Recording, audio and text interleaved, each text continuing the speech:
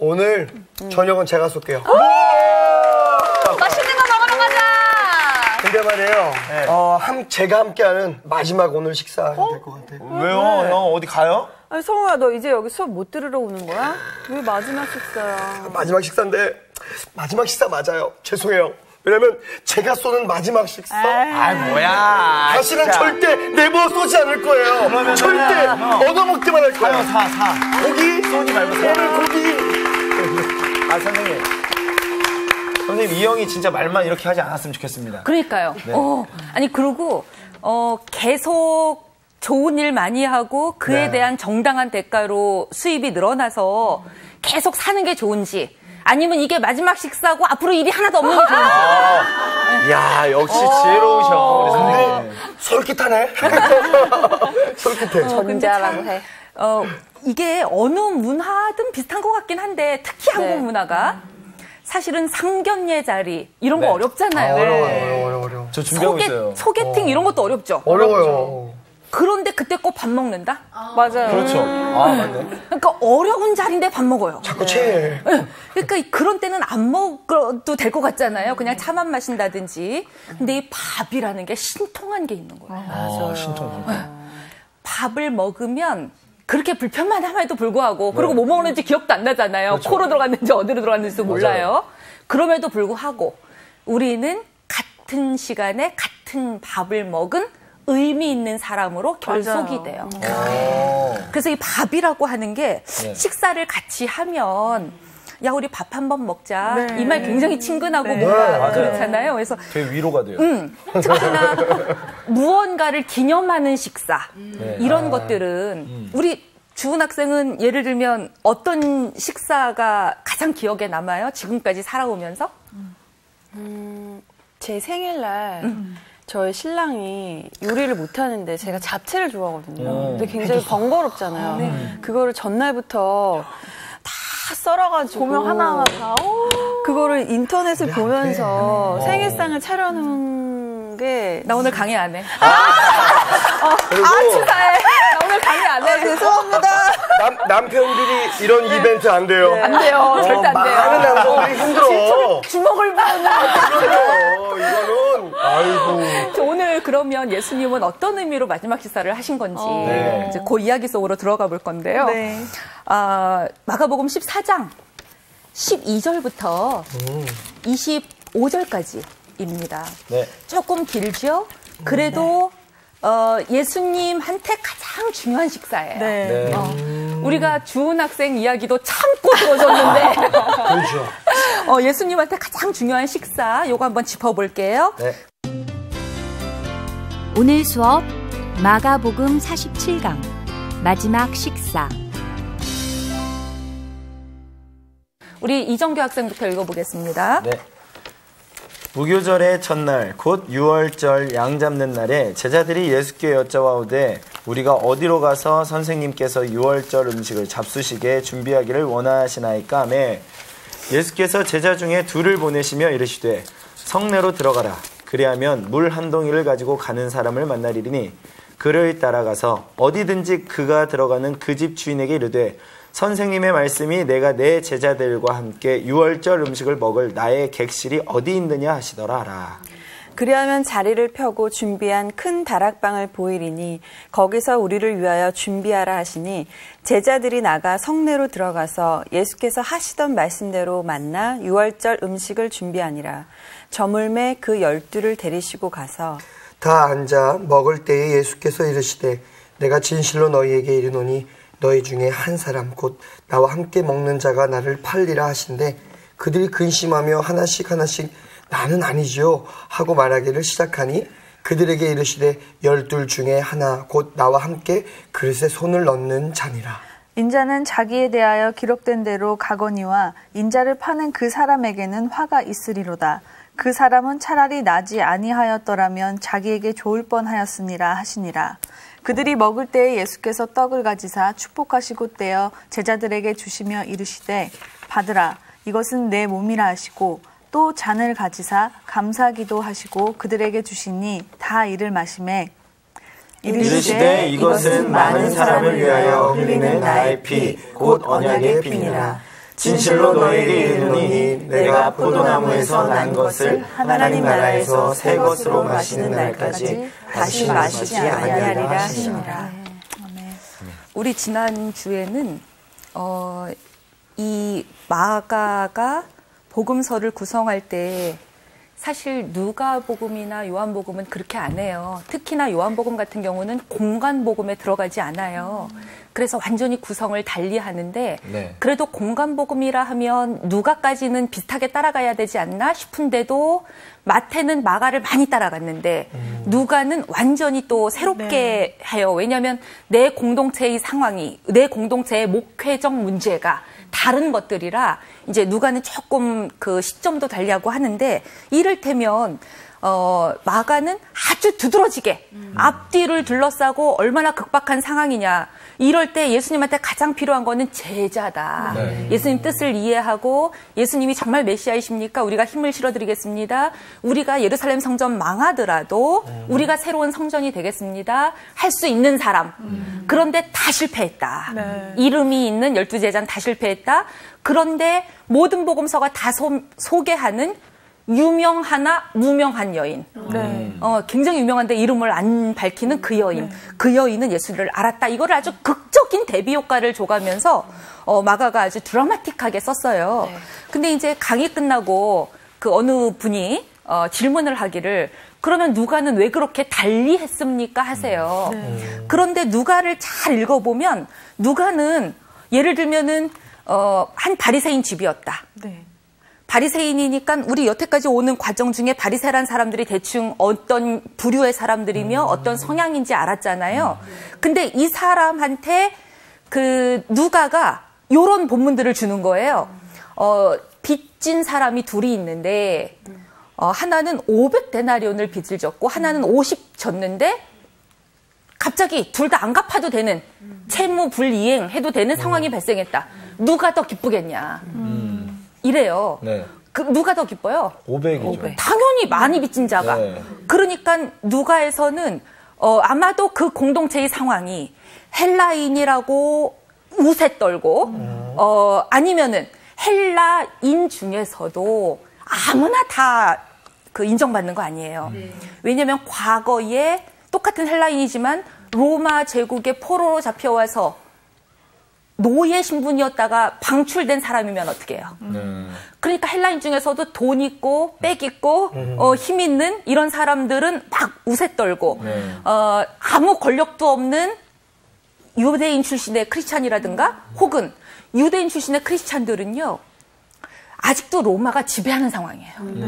그런데 이 회당 중심에 왜냐하면 누가가 쓰여졌을 때 이미 예루살렘 성전이 망했잖아요. 그런 때니까 각 지역에 있는 회당 중심으로 회당이 보호해주는 권한 안에서 살지 않으면 이 말은 뭐냐면 마피아 세력 밑에 들어가지 않으면 이 말인 거예요. 그러면 완전히 어떻게 되겠어요? 아무도 내 안전을 보호 안 해주는 거죠. 그러니까 유대인 출신 크리스찬들은 더 곤란해요, 살기가. 그런 사람들이 지중해 여러 지역의 헬라인들하고 어울려서 막 살아가 보세요. 그러니까 이 목회적 상황들이 다 힘들어요. 그런 상황 속에서 아마도 누가는 신학적으로 이 사람들이 계급 간의 이런 어떤 투쟁, 갈등 이런 거 있나 보다. 그리고 과거에 어떤 사람이었다는 것 때문에 너무 공동체가 서로 스캔들을 막 확대 재생산하면서 이러나 보다. 그러니까 이 공동체를 잠잠시키는 길은 이 여인을 과거에 굉장히 큰 죄를 지었던 여인으로 설정을 하고 그리고 예수님이 이 여인을 사해 주었을 때 여전히 나는 죄 조금밖에 안 지은 사람인데 나는 그래도 창녀짓은 안 하고 살았는데 나는 세리 같은 건 아니었어. 이러는 사람들한테 오히려 징계하는 목적으로 글을 구성하는 거예요. 그런가 하면 요한은요. 바로 요 이야기 뒤에 세족식을 붙였어요. 발씻김 사건. 그래서 요한 같은 경우는 그 예수님을 섬긴다는 거, 예수님이 모범을 보이신 그 섬김이라고 하는 주제가 어떤 방식으로 제자들을 통해서 예수님이 몸소 섬겼는데 이 여성도 이렇게 섬겼다. 그러니까 누가 제자냐? 이런 식으로 또 이야기를 또 드라마틱하게 구성해가는 거예요. 그런데 그 모든 구성 면에서나 문학 장르 면에서나 뭐 스타일 면에서나 다 좋은데 왜 이 여자는 7 귀신에 들린 여성이었다는 루머에 휩싸여야 했을까? 이제 이게 살짝 고민스럽긴 해요. 왜냐하면 우리가 고급 정보는 뭘 갖기로 했죠? 그 여성에 대해서? 그 부활의 제사장, 그 역할을 하는 여자, 예언자, 그래서 부활의 첫 증인. 그래서 예수님이 부활하신 걸 처음으로 목격하고 제자들한테 가서 알리고 기독교를 잉태한 여인. 그런데 왜 이 여자는 7 귀신이란 말을 계속 끌고 다녔어야 됐을까? 그거 생각해 보면 사실은 7이라는 숫자가 성경에서 다 좋게 쓰여요. 네. 완전 수고, 거룩한 수고, 7 집사, 7 교회, 7 촛대, 제7일은 거룩한 날이니 7번씩 70번 용서해라. 7이라는 숫자가 참 좋은 수인데 이 여자한테만 부정적으로 쓰였어요. 그러면은 이렇게도 생각해 볼 수 있죠? 이 여자가 정말 7가지 어떤 컴플렉스? 이제 여기서 어떤 심리학자가 7가지 여성 컴플렉스라는 책을 썼잖아요. 남자들도 7가지 컴플렉스 있고. 그래요? 그래서 여성들의 7가지 컴플렉스에는 맞딸 컴플렉스, 착한 여자 컴플렉스, 슈퍼우먼 컴플렉스, 막 이런 것들 쫙 하나하나 어떻게 요런 또 컴플렉스로 가는 사람도 있는데 요런 거 생각해 볼 수 있어요.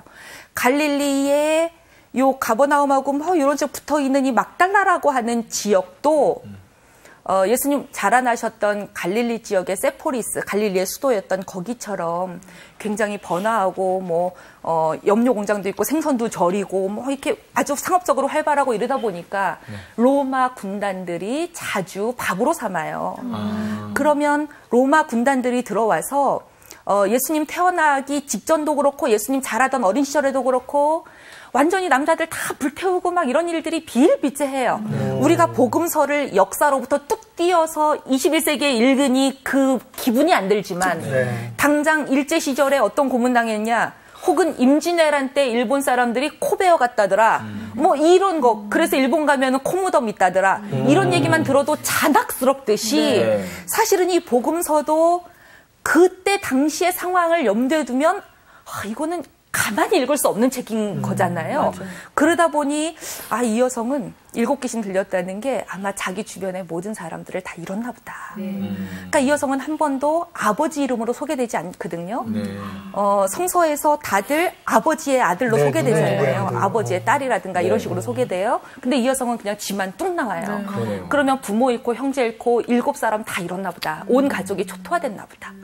그러면 그들의 원혼 소리가, 울음소리가 이 여자의 삶을 다 집어삼켰나 보다. 이거를 성경은 귀신 들림이라고 표현할 수 있거든요. 그런데 이 여성이 예수를 만난 다음에 그 트라우마로부터 싹 벗어났나 보다. 그리고는 완전히 변하여 새로운 가족. 예수님이 말씀하시는 그 뜻.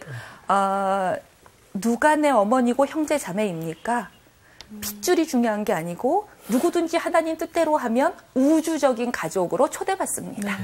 이런 말들이 이 여성한테는 굉장히 희망이었나 봐요. 그래서 그 한마디 믿고 예수님이 십자가에 달려 돌아가실 때도 그 아래를 지키고. 그래서 저는 항상 보면 권력 때문에 쫓아다닌다든지 한 자리를 바라고 쫓아다닌다든지 그러면 꼭 그 욕망이 안 이루어지면 배반해요. 그렇죠. 바로 그냥 떠나죠. 그러면 떠나잖아요. 인간은 이래요. 그렇죠. 근데 그럴 수 있죠. 사랑 때문이면. 그러니까 사랑은 항상 그 전제 조건이 바라는 게 없는 건 거예요. 맞아요. 그냥 같이 있는 게 좋은 거예요. 그 있잖아요. 너 좋아하는데 이유 있냐? 이런 거. 그런 거. 그냥 나를 살렸고 이 사람 없으면 나 그냥 죽을 것 같고 그 사랑인 거예요. 그래서 아마 이 부분을 드라마틱하게 소비하고 싶은 사람들은 예수님은 결혼했었다. 이렇게로 갈 수 있는 거죠. 여러분 그거 재밌는 거 아시죠? 2011년에 발견이 됐어요. 명함만 해요. 가로 7.6cm 어쩌고 조그매, 되게 조그매, 요만해요. 두루마리 일부가 발견됐어요. 고대 이집트어인 콥트어로 쓰여졌어요. 그래서 한 3세기 언어라 이걸 해독할 학자들이 안 많아요. 전 세계에. 그래서 하버드대의 아무개, 카렌 킹인가? 그 교수님한테로 왔어요. 이분이 콥트어 전문가라. 그래서 이분이 이걸 번역을 했어요, 영어로. 그랬더니 거기에 이런 문장이 있잖아요. 제가 적어왔어요. 마리아는 자격이 있다. 예수님의 부인으로? 뭐 이거 뭔 소리야, 그죠? 그 다음에 예수가 그들에게 말하기를 내 아내, 그녀는 내 제자가 될 것이다. 이렇게로 번역이 됐어요. 그래서 이거를 예수 안에서 라고 명칭이 붙었어요. 그래서 인터넷에 막 떠돌아다녀요. 그러면 제가 다시 한번 여러분한테 여쭐게요. 예수님이 결혼했다 안 했다가 예수님 결혼 안 했으면 여러분 교회 안 다닐 거예요? 아니요. 결혼했으면. 아니요. 근데 어차피 예수님 우리의 신랑 대신 예수님이라고 하니까 그 표현 아닐까요? 그거 중요해요? 아니 그러니까 제가 다시 말씀드리면 이건 스캔들이라니까. 네네. 근데 우리가 갖고 있어야 되는 고급 정보는 뭔 거예요? 예수님에 대해서. 예수님은 구원이시고 우리를 살리시고 죽으시고. 그거 기억하면 되잖아요. 네. 아, 예수를 통해서 인류 지성사에서 이렇게 놀라운 일이 일어났구나. 그러니까 예수를 믿든 안 믿든 상관없어요. 안 믿는 사람들도 이 정도는 인정해줘야 돼. 그 다음은 이제 믿는 사람들의 몫이야. 그분은 나의 어떤 의미에서 그리스도다. 요거는 믿는 사람들의 몫이고 안 믿는 사람들은 그분은 인류 지성사에서 그래도 하다못해 철학자인 소크라테스도 성인이라는데 뭐 동양에서는 공자도 그렇게 높인다는데 그러니까 뭐 예수님이 어땠다 저땠다 이런 거를 너무 비판할 것도 없다고. 요게 고급 정보예요. 그리고 믿는 그룹들은 그분은 무엇과도 바꾸지 않을 우리의 사랑이시고 진리다, 유일한 진리다. 요건 우리의 신앙 고백이고. 그러면 이게 가장 중요한 정보면 나머지 정보들이 온갖 뮤지컬에서 문학에서 혹은 이런 파피루스에서 뭐가 발견이 됐다고 그걸 가지고 확대 재생산 막 그냥 이렇게 막 모여가지고 어떤 연예인 가십하듯이 그럴 필요 별로 없어요. 그런데 만약에 이게 참이라면 만약에 이게 참이라면 이런 상황도 있었을 것 같아요. 마가가 복음서를 쓰던 시절 이때는 베드로의 명성이 어때요? 베드로의 명성. 그때 좀 높아져 있을. 왜냐하면 예수님 돌아가시고 부활한 다음에 우리가 사도행전이나 이런 데서 보듯이 예수님의 제자들이 다 개과천선해서 그 중에 자연사한 제자는 오직 하나. 나머지는 자연사한 제자는 왜 오직 하나죠? 요한. 어머니 돌보라 그랬으니까. 네, 그래서 터키에 가면은 요한이 어머니 돌봤던 그 뭐 성지도 있다는 거잖아요, 유적이. 여기만 자연사했고 나머지는 복음 전하다 다 거꾸로 매달리든지 단두 뭐 이렇게 가든지 톱으로 베이든지 다 순교해요. 그러면 이 12제자 가운데 그래도 가장 리더십, 예루살렘 교권에서 가장 리더십 이건 누구겠어요? 당연히 베드로. 그러면 제가 볼 때 마가복음이나 이런 걸 기록하는 사람들이 베드로를 의식 안 할 수 없겠다. 그러니까 너무 막달라 마리아를 중요한 역할을 다 줘버리면 여기 마가복음 기록할 때도 막달라 마리아가 머리에 부었고 그래서 막달라 마리아는 막 저기 뭐죠? 복음이 들어가는 곳마다 이 여자 행하는 거 다 들어가고 그러면 베드로는 뭐가 돼? 와우. 한 방인데. 그래서 아마도 배려 차원에서 이 여성의 역할을 약간 이 부분에선 축소시키고 그러나 부활의 첫 증인이었다는 중요한 역할은 그대로 또 살렸나 보다. 이렇게 한번 생각해 볼 수 있어요. 그러면 베드로 같은 경우도 마찬가지죠. 베드로도 자기가 루머가 계속 쫓아다니잖아요. 제 3번 부인했던 애래. 근데 그거를 다 떨쳐버리고 순교하기까지 그렇게 열심히 사역을 했을 때는 얼마나 또 이렇게 자기를 극복하는 초월하는 그런 에너지가 컸겠어요. 그러면 막달라 마리아는 베드로가 이런 거 하고 있을 때 뭐 했을 것 같으세요? 기도? 맞아요. 진짜요? 네. 제가 찍었거든요. 네네네. 자기도 놀래서 자기도. 놀랬어 지금. 동굴에 들어가서 왜냐하면 이 여자는 예수님을 처음 만나고 왜냐하면 바라는 거 없이 사랑했다 그랬잖아요. 바라는 거 없이. 그러니까 이 여자는 자기의 사랑이 다 이루어졌어요. 내가 그분을 메시아로 알아봤고 그분은 메시아로 돌아가셨어요. 그리고 나는 부활까지 지켜봤어요. 그러면 나는 할 일 다 했어요. 그래서 여성의 몸으로 돌아다닌다. 1세기 로마 상황에서 있을 수 없는 일. 아주 불가능해요. 오죽하면 바울이 고린도교에서 머리에 너울을 써라, 도나다닐 땐 제발 이런 정도잖아요. 큰 소리로 성령 받았다고 하지 말아라. 이런 시대잖아요. 그러니까 막달라 마리아는 뭐 하고 있었냐면 동굴에 들어가서 기도하고 찾아오는 사람들한테 예수의 메시지 전하고 그런 여성으로 기록에 남아 있어요. 정말 정석의 삶을 사는. 네. 그래서 이제 우리가 이제 그런 또 흔들리지 말 것, 루머와 스캔들에 흔들리지 말 것, 그것들을 소비할 수는 있어요, 대중문화가. 그러나 기독교에서는 아내라고 하는 표현도 성경이 우리가 아까 우리 주은 학생이 얘기했지만 예수님이 우리 신랑이잖아요. 이거 안 믿는 사람들 알아들어요? 못 알아들어요. 그거 못 알아들어요. 그렇죠. 결혼식 사진 보면 딴 놈이 있는데 이럴 거라고. 맞아. 그럴 거라고. 너도 얼굴 보던데? 그러면 이때 우리가 신랑이란 단어를 어떻게 사용하고 있었어요, 우리는? 신앙 고백으로 사용했고 이런 걸 가지고 메타포라 그래요. 은유, 숨어있는 의미. 그러면 아내라는 뜻도 똑같아요. 맞아요. 예수가 너는 내 아내다. 이 말은 예수 신랑하고 결혼하는 영적인 반려자예요. 그래서 그런 말들에 그렇게 많이 휩쓸리지 않았으면 좋겠다. 생물학적 의미는 아닌다. 이렇게 했으면 좋겠는데 아까 우리가 식사 이야기를 하면서 유대 절기도 다 그런 것들이에요. 뭘 먹어라 말아라, 효모를 넣어라 말아라, 다 그런 것들이에요. 그래서 이제 6월절 절기도 하나같이 그런 기능이 있는데 오늘 보니까 드디어 이 6월절하고 무교절은 그래서 겹치죠.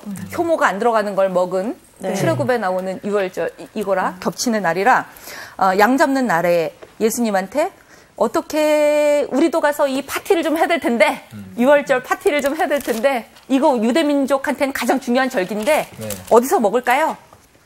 제가 볼 땐 제자들 철이 없어요. 아직 뭐를 몰라. 지금 뭔 일이 일어나고 있는 줄 몰라. 그런데 예수님이 저는 이 대목이 신기해요. 미리 준비하셨어요. 예수님이 미리 준비하셨어요. 성 안으로 들어가면 이거 굉장히 간첩 접선하는 것 같지 않나요? 그러니까요. 물동이 가지고 가는 사람 있을 때 그 사람 뒤를 쫓아가 보면 막 이래요. 그러면 다락방이 나올 것이고 거기 벌써 다 차려져 있을 것이고 이렇게 하면서 제자들을 데리고 가서 거기서 소위 말하는 최후의 만찬이라고 하는 게 이제 열리는 거예요. 자, 여러분들 아까 쫙 읽으셨거든요. 이때 예수님 마음은 어떤 것 같으세요? 진짜 말 그대로 밥이 안 넘어가죠. 그런 마음이었겠죠. 그리고 무엇보다도 이 제자들이 아직 정신을 못 차려서 얘네들을 놔두고 이거 어떻게 내가 가냐 이런 마음이실 것 같아요. 우리 향기 학생은 어떤 식사가 가장 기억에 남아요? 제발 남편 이야기 하지 말고. 어떤 식사가 가장 기억에 남아요? 그러니까 좋은 사람들하고 이렇게 막 웃으면서 즐겁게 하는 그런 식사가 매번 기억에 남죠. 우리 그런 거 있지 않나요? 우리 어린 시절만 해도 그러니까 한 학년 끝나고 우등산 받으면 짜장면 하나. 그런 거 안 받아봐가지고. 그렇지. 그 당시에는 졸업할 때는 먹었어요. 레스토랑 가서 처음으로 막 이런 거 썰어보고 어렸을 여러분은 때. 그런 시대구나. 레스토랑에서 뭐 써는 시대구나. 그러니까 우리가 이 음식을 기억하는 건 추억인 거잖아요. 그렇죠. 예수님이 지금 마지막 식사 너무 정성껏 준비하셨거든요. 언제 이 많은 플롯들을 짜놓으셨겠어요. 미리 다. 그랬을 때는 예수님이 너무 중요한 이야기를 해주고 싶은 거예요. 그렇죠. 그래서 이 추억 하나 가지고 너희들도 앞으로 이 일을 할 때마다 해야 될 일이 있다는 걸 보여주고 싶어요. 저는 먹는 문제가 좀 기독교에서 정리가 됐으면 좋겠어요. 사실은 초대교회는 매일 주의 만찬 요걸 기념했잖아요. 식사를.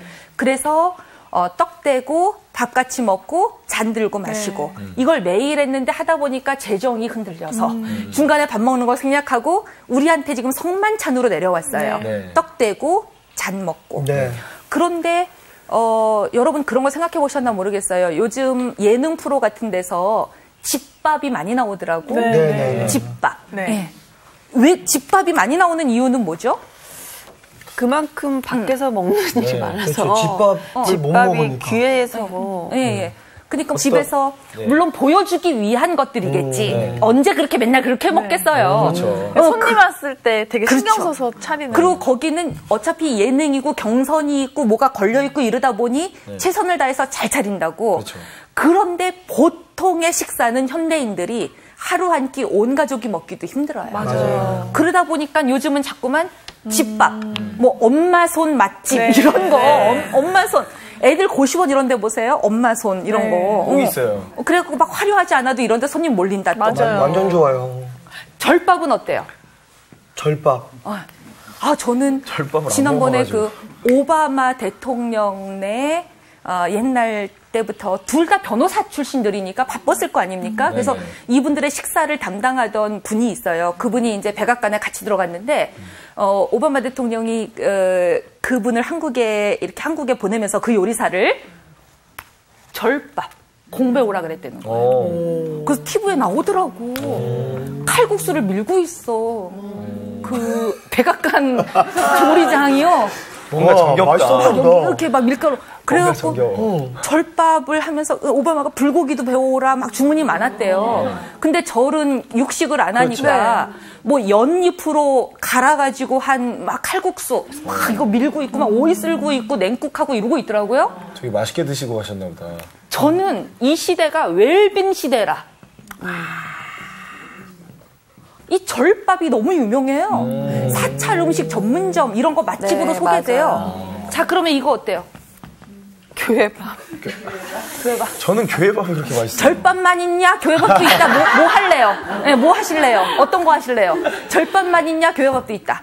교회밥. 교회밥은 아니, 그러니까 교회밥에 뭐를 내놓을 거냐고. 김. 나는 교회밥 그러면 아이들과 먹었던 거밖에 안 나는데 꼭 이렇게 드럼통 큰 거에다가 라면 한 20개씩 끓여가지고 그걸 먹었던 거. 국수를 제일 많이 그렇죠. 하죠. 그 교회는 국수 하시는구나. 네.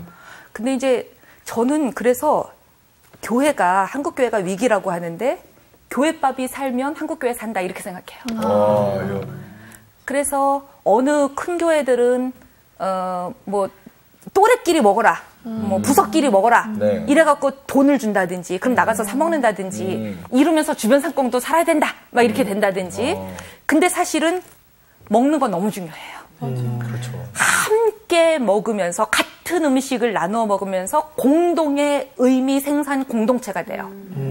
그런데 우리는 너무 지금 교회밥이 현대인의 삶 다 복잡하니까 여자들도 다 주말에 교회에서 봉사하라 그러면은 싫어요. 우리가 며느리야. 뭐.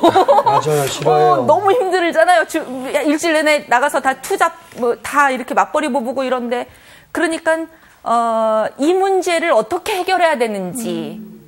그러니까 복잡하니까 교회들이 밥 안 하는 걸로 간다든지. 맞아요. 그렇게 되면 저는 한국교회 위기에 오래 갑니다. 그래서 이 먹는 문제가 해결됐으면 좋겠고, 이 먹음에 세상 사람들은 철학이라도 담아요. 우리는 신앙 담아야 돼요. 그런 의미에서 오늘 식사의 의미를 더 잘 봐야 되는데 우리가 함께 먹을 때 무슨 이야기 하는가, 무슨 노래 부르는가, 어떤 마음으로 먹는가 하다못해 창조 영성, 창조 신앙이 여기에 배어 있는가. 이제 이런 것들 좀 점검이 필요해서 제가 교회밥 운동하잖아요. 제가 하고 있는 잡지에서 교회밥 취재 나갑니다. 교회밥을 살려야 되겠다. 그래서 거기에서 보면 MSG 얼마나 넣는지, 탄소 발자국 얼마나 되는지, 제철 음식 썼는지, 감사하고 먹는지, 음식물 쓰레기는 얼마나 나오는지 이거 볼 거예요. 그래서 이 교회밥이 살았으면 좋겠는데 예수님이 6월절 만찬 준비하시면서 2명의 제자 미리 보냈대요. 마가에는 안 나와요. 근데 누가에는 또 이게 정보가 정확하면은 거기에는 신학이 들어가서 가미됐을 텐데도 2명의 제자 이름이 있더라고. 누가복음 보지 마시고 여러분 찍어보세요. 누가 대표로 갔을까? 거기 아닐까요? 세베대 아들들. 안드레? 그렇게 세베대 아들들 좋은 얘기네요. 맨날 둘이 짜고서 좌편 우편에 앉혀주세요 이러니까. 그러면은 얘네 둘이 가면서 또 너무 형제끼리 플롯 만들면 어떻게? 우리 중요한 역할 또 했으니까 예수님한테 이번에도 또 청탁하자 이러면 어떻게? 저 느낌이 딱 왔는데. 제 생각에 갈라야 될 것 같아. 그럴 때는. 그럼 또 누구? 유다. 가룟 유다? 유다를 보냈을 것 같아요. 그래요? 사오라고? 네네네. 찍어보죠. 전 그럼 마가. 찍는 것도 어렵구나. 마가. 어려워요. 왜냐면 마가는 어렵네. 여기에다 안 써놨으니까 자기 이름 좀 쓰기 민망하니까. 이런 거죠. 뭐를 생각해보면 유추가 가능하냐면 예수님의 제자들 가운데 야단 맞으면서도 계속 권력 욕구가 강한 애들. 예수님이 나 십자가 져야 돼. 갈 거야. 그러나 그게 끝은 아니거든. 인내하고 견디면 새로운 거 태어나. 요 얘기 계속 했을 때마다 그러시면 안 됩니다. 3년 동안 우리가 뭘 보고 쫓아다녔는데요. 베드로. 그리고 요한. 그렇게를 보내더라고요. 이거 거의 다 맞춘 거예요. 그게 사실인지 아닌지는 중요해요. 아니, 중요 안 해요. 네. 근데 누가의 신학에서는 그래도 제자들 가운데 가장 목소리 큰 애들. 네. 얘네들이 이 역할을 하면서 더 많이 깨달으라고. 네. 그래서 심부름도 더 많이 하고 더 낮아지고 그래야 더 많이 섬기고 이런 식으로 요 두 이름을 넣더라고요. 어쨌든 그렇게 해서 제자들을 위해서 예수님이 서프라이즈 파티를 준비하셨는데 예수님이 말씀하시는 게 아주 희한해요. 빵은 예수님 몸이다 이르신 거잖아요. 네. 그리고 포도주는 피예요. 피. 그냥 피? 아니요. 그냥 피? 포도주는 무슨 피? 언약의 피. 언약의 피. 새 언약의 피. 새 언약의 피. 네, 이거 괄호 열고 닫고 시험 문제에 나와요. 이거 중요해요. 새 언약의 피. 네. 그러니까 잔은 그냥 잔이 아니라 새 언약의 피라고 말씀하셨고 빵은 그냥 말씀하셨어요. 네. 왜 빵에다가 새 언약의 빵 이러시면 안 되나? 아닌 거예요. 왜? 이제 그러려니까 출애굽기를 봐야 되는 거예요. 출애굽기를 봤더니 출애굽기 24장 놀랍게도 미리 펴져 있죠. 네, 출애굽기 24장 여기 이렇게 쭉 보시면 모세가 언약 맺는 장면. 이 언약은 예수님이 새 언약이라고 하셨으니까 옛날 언약이겠죠. 구 언약이에요. 모세가 언약 맺는 장면인데 그 장면에 6절 재밌는 거 나오죠. 이제 5절에 이제 청년들을 보내서 여호와께 소 이거 번제 잡자 화목제 잡자 이러더니 모세가 피를 가지고 왔어요. 잡았으니까 그죠? 그래서 반은 양푼에 담아요. 이거 우리말 성경 너무 재밌죠? 양푼에 담아요. 우리말 성경에. 그리고 반은 제단에 뿌려요. 그래서 이 구언약은 모든 언약에는 피가 필요했어요. 네. 구언약은 동물의 피로 맺은 언약이었어요. 그래서 예루살렘 성전에서도 사제들이 동물의 희생 제사를 잡아서 그래서 예루살렘 성전 앞에 뭐 환전상 뭐 동물들 많다 그랬어요. 그런데 예수님이 새 언약의 피다라고 하실 때 동물 필요 없는 거죠. 희생 제사 금하셨잖아요. 어떤 피가 이 역할을 할 건데? 예수님의 피가. 그러면 앞으로 성만찬, 오고 오는 세대의 모든 사람들이 성만찬 할 때 이 피는 새 언약의 피였어요. 그거 내가 먹었어요. 나를 기념하래요. 어떻게 살아야 돼요, 우리가? 우리 피 흘려야 되네. 제자들한텐 이게 예수님이 어떤 비유로도 말씀하지 않으시고 직설적으로 가르침하신 것도 아니고 설교하신 것도 아니고 그냥 보여주셨어요. 그리고 몸으로 느끼게 하셨어요. 빵 잘라 먹이고 피, 동물 제사 이런 거 없는데 그냥 잔을 이렇게 하시면서 내 피로 새로운 언약했고 이 언약 공동체는 니들의 피로 세워져 나갈 거고 십자가를 짓지 않으면 제자가 될 수 없고 우리가 예수를 따르는 일은 매 순간 우리 자신이 희생 제물이 되어서 산 제물로 드리는 일 이런 것들을 깨달으라고 마지막 식사에서 아주 중요하게 보여주고 있어요. 그러면 여러분은 이 장면을 여러분이 아주 화가예요, 화가. 오다 받았어요, 화가들도. 또 스스로 그리진 않아, 또. 이게 돈 많이 들어가고, 물감 들어가고, 어디서 오다가 와야 돼. 주문이 와요? 이 장면 그려달래. 어디다 많이 그리겠어요? 성당에, 수도원에, 식당에. 많이 그려요. 그렇죠. 식당에 오다가 와요. 그러면 여러분은 어떤 맥락을 그리고 싶어요? 막 이렇게 빵 자르는 장면? 아니, 피 흘리는 장면? 어디를 그리고 싶어요? 여러분 머릿속에 최후의 만찬 그러면 뭐가 가장 많이 머릿속에 이건 정답이다 하고 떠오르는 그림이 뭐죠? 잔을 들고. 최후의 만찬 누가 그렸어요? 미켈 르네상스 시대의 유명한 화가. 저기 레오나르도. 그렇죠. 다빈치 코드 그렇게 얘기했구만. 다빈치. 레오나르도 다빈치. 네. 이거 산타 마리아 델라 그라시아 뭐 이런 성당의 식당에 그린 어마어마한 대형 작품. 이 그림 구상하는데 10년. 아니 이 본문 달쿠달케 읽는 거야. 어떤 장면 그릴래요? 다빈치는 요거를 캐치한 거예요. 의미가 다 있어요. 뭐 땅바닥을 띄고 피를 하고 다 있는데 너희 중에 나랑 같이 먹는 자가 나를 팔리라. 나는 아니지요. 이거가 가장 가슴을 때린 거예요. 나는 아니지요라는 말은 내 안에도 그 마음이 있는 거예요. 그래서 레오나르도 다빈치가 그림을 그 장면을 그려요. 그래서 한 명이 칼 옆에 이렇게 들고 있고 너무 놀래서 유다는 잔을 쏟고 이런 걸 그리거든요. 제가 오늘 그러면 다빈치의 그 그림 갖고 왔을까요? 아니에요. 역시 반전이 있어요. 맞아요. 그러려고 했는데 아니에요. 왜냐면 그런 그림은 너무 많아. 이발소가도 다 있고 너무 많아. 그래서 그거보다 100년 후에 나온 그림을 보여드리려고 그거보다. 왜냐면 그 그림에 또 만족 못한 사람이 있는 거지. 이탈리아 화가 가운데. 왜 만족 못했나? 이 그림 보면 아셔요. 이거는 틴토레토라고 하는 화가가 그린 최후의 만찬이에요. 이 사람 당연히 레오나르도 다빈치 알거든요. 그렇게 유명한 사람 없지. 다빈치는 창문 3개, 제자 3명들을 4그룹으로. 그래서 7이라는 숫자 만들어요. 그리고 다빈치가 이 천재이면서 과학자라는 게 다빈치의 그 그림 보면 중세 끝나고 근대가 열렸네? 그래서 이 사람이 르네상스라 딱 알아요. 왜? 원근법 때문에. 그래서 원근법이 뚜두두두두두두 무슨 소머즈 눈도 아니고 식탁이 맨 앞에 있고 쫙쫙쫙쫙쫙쫙 원근법이 뭐 뒤에 창문 넘어 저 멀리까지 다 보이는데 하나의 점으로 딱 모여요. 그게 어디냐? 예수님 머리예요. 다빈치는 그 과학적인 구도로 3개의 창문, 4그룹, 나는 아니지요 할 때 놀래서 잔 쏟는 거, 이 잔 쏟을 때 왼손으로 쏟아요. 왜냐하면 왼손은 쓰지 말아라. 부정하다. 왼손잡이를 폄하하려는 게 아니라 인류 역사에 왼손잡이들이 유능한 사람 많아요. 천재 중에. 그러나 이때 당시에 중세 때 왼손잡이라고 하는 건 굉장히 부정한 의미였어요.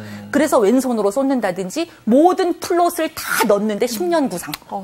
그래서 쫙 그린 거예요. 틴토레토는 그 그림을 보고 뭔가 불만을 느꼈어요. 왜? 그 그림은 너무 그냥 고식사만 딱 띄워온 것 같아. 그래서 틴토레토는 그 상황을 그리기로 했어요.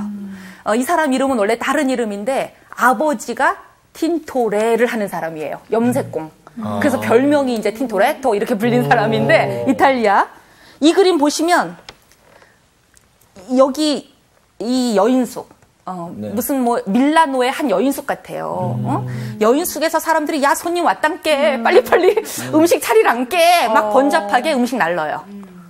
일상과 종교가 한 장면에 있어요. 그래서 다빈치의 그림은 너무 아직은 중세성이 남아있다. 수도원, 성당, 식당에 걸리는 가톨릭적 그림. 그것은 너무 일상생활로부터 분리된 영성인 것 같다. 이 틴토레토는 이후에 렘브란트 같은 사람들이 이제 태어날 거거든요. 그 다리 역할을 해요. 르네상스와 그 바로크의 다리 역할을 해요. 제가 이렇게 한 것은 파리가 또 방문하셨기 때문에 살짝 가시라고 우리 중요한 얘기한다고. 그래서 이 그림을 보면 아직은 렘브란트는 이 그림에 보면 빛이 활용되고 있다는 게 보이는데 렘브란트 빛의 화가잖아요. 렘브란트는 빛이 혼란스럽지 않아요. 하나의 빛이 있으면 쫙 일관되게 가는데 틴토레토는 아직 그것까지는 영성이 안 왔어요. 그래서 예수님의 머리에도 빛이 있고 이 다락방에도 빛이 있고 그래서 분산돼 있는 좀 복잡한 전경이 있지만 우리가 이 그림들을 보면 예를 들면 이게 기원전 6세기 그림, 기원전 7세기 그림, 벽화들이죠. 식탁이 그때그때 달라요. 아, 이 사람들은 반원형 식탁이었네. 여기는 둥근 식탁이네. 근데 중세 이후로 오면 넓은 식탁이네. 그래서 모범 답안처럼 되어 있는 레오나르도 다빈치의 넓은 식탁. 이거 생각하는데 예수님은 그렇게 안 먹죠. 둘러 앉으셨으니까 원형일 것이고 1세기 사람들은 먹을 때 비스듬히 누워서 먹어요. 네. 그래서 이 그림들은 다 자기들의 해석이에요. 이분들도. 네. 이 틴토레토는 이 그림들도 다 비슷해요. 그룹으로 모여서 뭐 예수님한테 막 나는 아니죠. 어느 놈입니까? 막 하고 있는데 저는 이런 거 생각했으면 좋겠어요. 이 불빛에서 연기가 나와요. 전기불이 아니잖아요. 이 시대가. 네. 에디슨이 아직 나오려면 멀었잖아요. 그렇죠. 그래서 여기가 이렇게 불빛이 있는데 연기가 자욱해요. 지금 불이 켜져 있다 보니. 연기구나. 근데 이 연기들은 천사의 형상으로 아주 거룩하게 신비하게 예수님의 마지막 식사를 지켜줘요. 그래서 이 사람들이 두 가지 가능성이 있는 거예요. 가장 이 모든 그림의 중앙에는 예수님이 있어요. 네.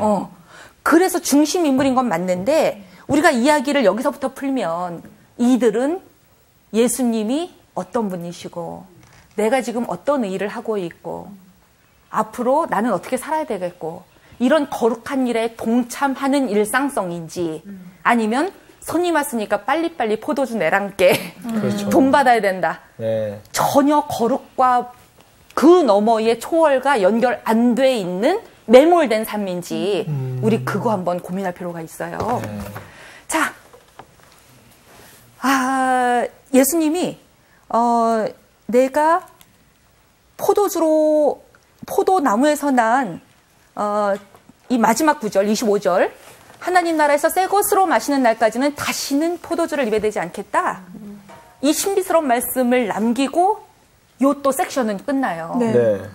요거는 또 무슨 의미일지 6월절 만찬에서 잔은 몇 번 먹는 건지 왜 예수님이 마지막 포도주는 밀어놨는지 요런 이야기들은 다음 주에 이런. 수고하셨습니다.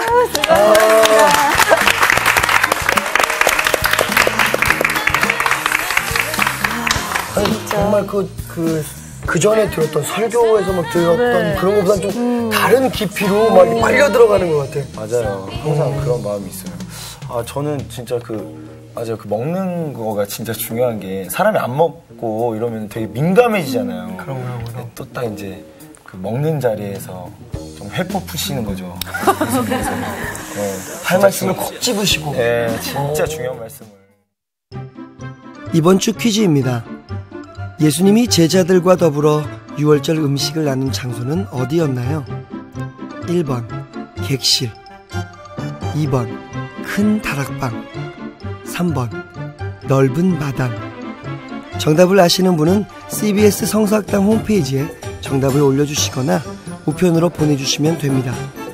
보내실 곳은 서울특별시 양천구 목동 서로 159의 1번지 CBS 성서학당 담당자 앞입니다. 연락처를 꼭 남겨주세요. 선정되신 분들에게는 대한성서 공예에서 성경, 송태근 선생님의 내가 어디 있느냐, 하나님이 꿈꾸는 교회, 김기석 선생님의 오래된 세계, 신우인 선생님의 땅과 하늘의 갈림길에서, 구미정 선생님의 두 글자로 신학하기 가운데 하나를 드립니다.